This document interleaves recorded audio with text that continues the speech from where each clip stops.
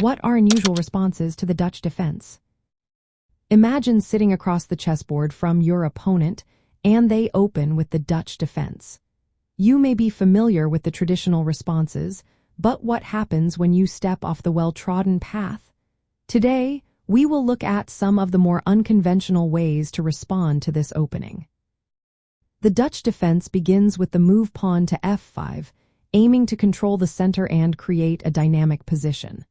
While many players might respond with the standard pawn to d4 or knight to f3, there are other options that can catch your opponent off guard.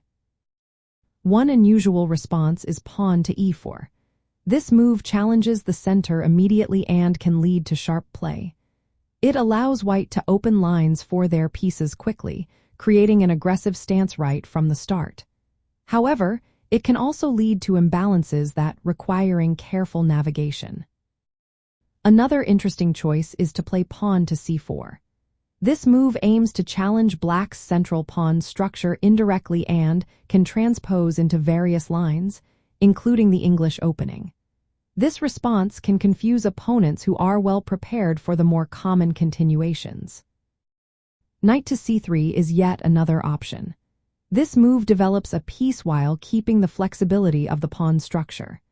It prepares for a potential d for push later, while also allowing for various tactical ideas. This response can lead to a rich and complex game, as it does not commit to a specific plan immediately.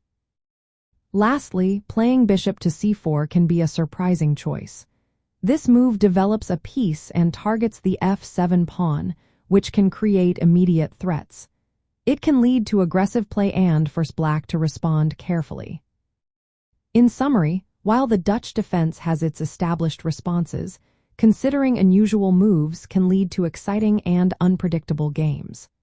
By stepping outside of conventional strategies, players can create unique positions that challenge their opponents and lead to memorable encounters on the chessboard.